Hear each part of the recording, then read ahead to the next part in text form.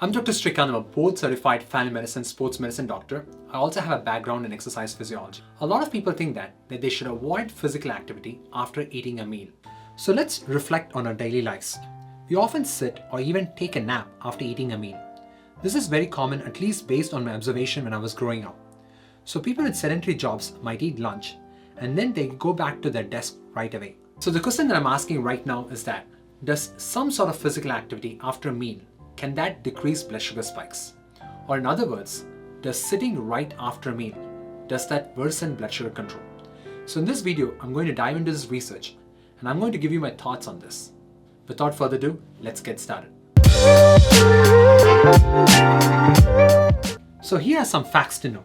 So when you're doing light housework, or let's say you're taking a leisurely stroll, our body is using fat as fuel.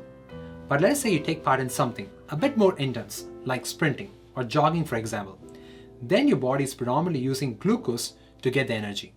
But after a meal, I'm not motivated to do a moderate intensity exercise or vigorous intensity exercise like jogging or sprinting. I'll be comfortable doing some sort of light activity, but at the same time, we think that during those light activity, our body uses fat as fuel rather than glucose as fuel. At least that's what we think. So I'm curious to find the answer. So with this background, let's dive into the research. So there are so many papers on this subject with so many limitations. So I was waiting for a study like this and a recent paper in Sports Medicine Journal, which is basically I'm going to use to answer our question.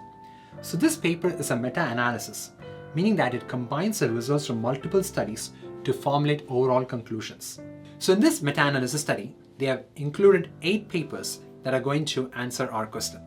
I'm not going to go into detail about each paper's findings, and I'm going to link the research paper in the description box below. So let me summarize the findings of this paper. So this study concludes that even a small amount of physical activity, such as walking or performing light intensity tasks around the house for 30 minutes after eating, can help to regulate your blood sugar levels. So consider the activities that you routinely engage in after meals. For example, I often choose light intensity activities such as dishwashing or sweeping the floor rather than sitting down immediately. So whenever possible, make use of this advantage of doing some sort of low intense exercise to reap its benefits on your blood sugar levels. So what this study found out was that the benefit was more pronounced if the activity was undertaken within 30 minutes after a meal. But still, there were benefits even up to 1 hour. And there are some studies that I've reviewed that shows benefits even after 1 hour. So the point here that I want to make is that if you can undertake physical activity after a meal right away, then please do so. But let us say you're in a party and you are sitting for 30 minutes and then you get an opportunity only after 30 minutes, then again, please do so. Don't let this study discourage you to say that I'm going to take activity only within 30 minutes. If not, I'm not going to do. Any sort of physical activity is going to help with your blood sugar spikes. So what about doing a moderate intensity exercise or a vigorous intensity exercise after a meal? So if you ask me personally, it all depends on what food I eat. So let us say if I eat a toast with a peanut butter, or let's say if I eat a fruit, yes, certainly I can do a high intensity activity or basically a moderate intensity activity or vigorous intensity activity. For some people, a moderate intensity exercise could be just brisk walking for 30 minutes or so. For me personally, it would be like jogging or biking at a moderate pace. But let's say if I eat a large meal, I would definitely not be motivated to do that sort of intense exercise.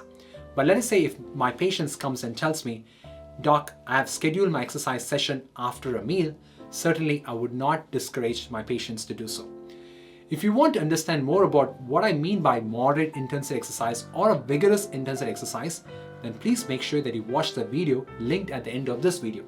It's important to understand this because studies show that if one accumulates 150 minutes of moderate intensity exercise or 75 minutes of vigorous intensity exercise, they reap a lot of health benefits. Okay, so please make sure that you know, that you understand what I mean by moderate intensity exercise or a vigorous intensity exercise. So this study also found out that exercising before a meal does not blunt the blood glucose spike that comes after eating a meal. Okay, and this is something that could be argued upon. For example, I'm pretty confident that let us say if someone does like a high intensity type of workout, so let us say they're doing like a sprint training for like 30 minutes or so, like back and forth, like running, sprinting. Certainly those type of exercise improve insulin sensitivity and thereby they should be able to blunt the glucose spike. Although this is something that we need to find more studies on this. But for now, Let me explain you with a practical example on how I would use this study finding in my daily life. So let us say you're going to have a high glycemic, so basically a carbohydrate that is going to absorb quickly into your bloodstream. So examples could be like pasta or 2 masala dosa or egg noodles. I don't think a brisk walking for 30 minutes is going to be sufficient to decrease the blood sugar spike. 30 minutes of high intensity training maybe. However, in these scenarios, if I were you, I would plan my exercise after a meal. For example, in this case, I would eat and then go for a 30-minute walk afterwards. So however, let's say the only opportunity that you have is exercising before a meal, then certainly do so. Please don't overanalyze when your options are limited, okay? Just do the exercise. Each minute of exercise is going to be beneficial, so just do it. So people with diabetes who are getting ready to start a physical activity regimen after meal should carefully monitor their blood sugar levels, especially if they take insulin as part of their treatment. If your blood sugar drops, this can be a good sign as it indicates that you may need less insulin. However, in these cases, it is important to talk to your doctor about adjusting your insulin dosage. In one particular study, even standing for 30 minutes after a meal helps decrease the glucose spikes.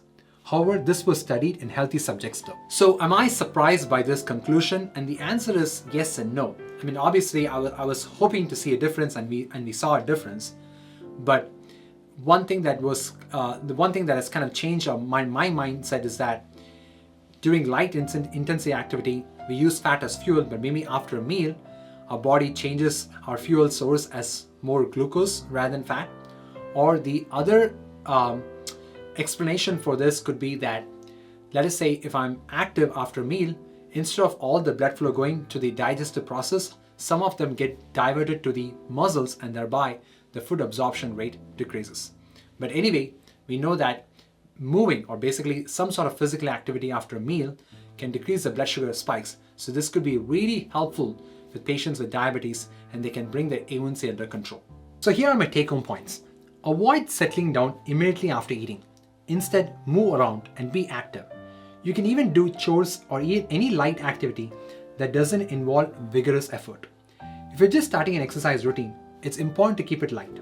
Otherwise, the stress hormones, basically the cortisol, that is produced from unaccustomed exercise can cause the blood sugar levels to rise. So based on this study, I'm going to do a 30-day challenge where I'm planning to do 3 sets of 10 squats, 3 sets of 10 lunges, 3 sets of 10 push-ups, 3 sets of 10 crunches around 10 to 20 minutes after dinner.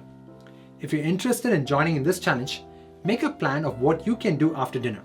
It can be as simple as not sitting right away after dinner, or light walking for 20 minutes, or biking for 20 minutes.